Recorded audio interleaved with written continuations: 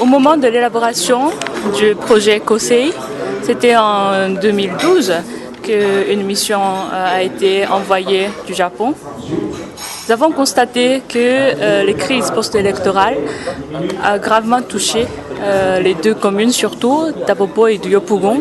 Et il y avait la question de méfiance entre les populations et aussi la méfiance entre la population et l'administration locale. Et comme nous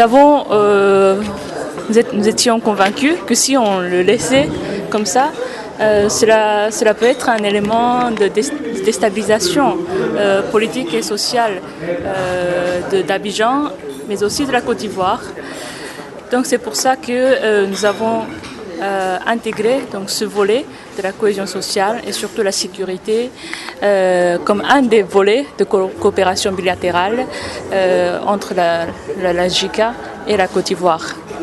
Bon, à côté de ce pilier, aux côtés de sécurité et la stabilité, on a aussi un pilier de croissance économique. Mais nous considérons que le premier pilier, donc la question de sécurité et la cohésion sociale, constitue vraiment la précondition pour appuyer la croissance économique. C'est dans cette optique-là que nous commençons ce projet.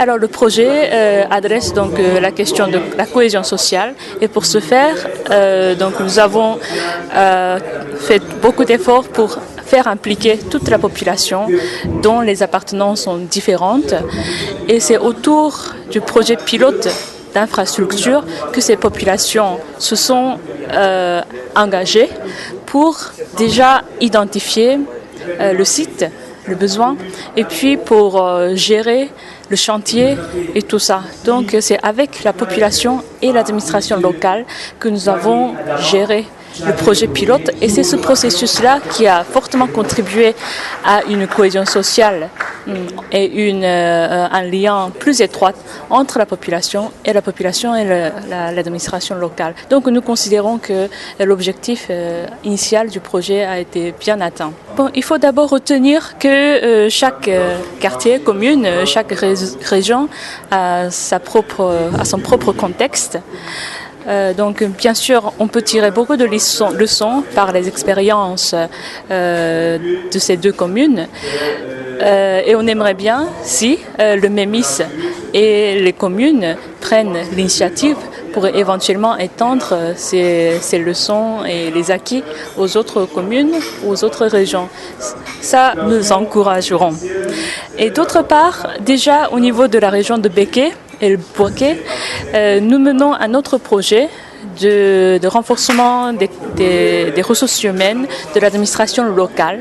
Donc nous travaillons beaucoup avec la région de Béké et les 8 communes de Béké. Donc là, déjà, le projet est en cours pour faire en sorte que la population aussi s'engage autour aussi des projets pilotes de l'école et du forage, donc identification de sites, des besoins et priorisation des projets, etc. Toute sa population s'engage avec les agents de communes.